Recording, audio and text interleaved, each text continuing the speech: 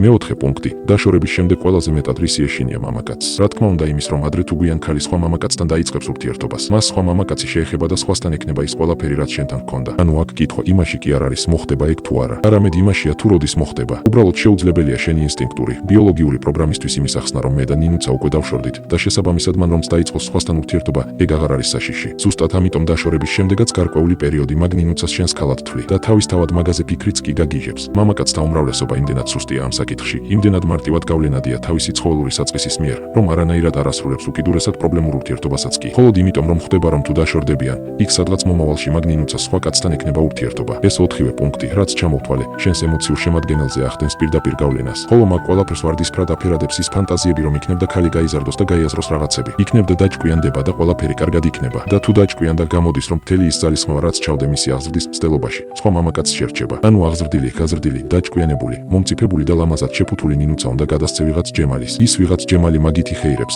მე კიდე დავრჩები გაღიმებული. ამიტომ იქნებდა ჯობია რომ მოვითმინო. იქნებდა 58 კონფლიქტის შემდეგ დაალაგდეს ყველაფერი. უბრალოდ დაფიქრდი ამ სურათზე, რაც ახლა დავხატე შენს თავის ქალაში. ეგ არის ძალიან დიდი ემოციური ხვრელი, რომელიც ნელ-ნელა შიგ გისრუტავს და განადგურებს.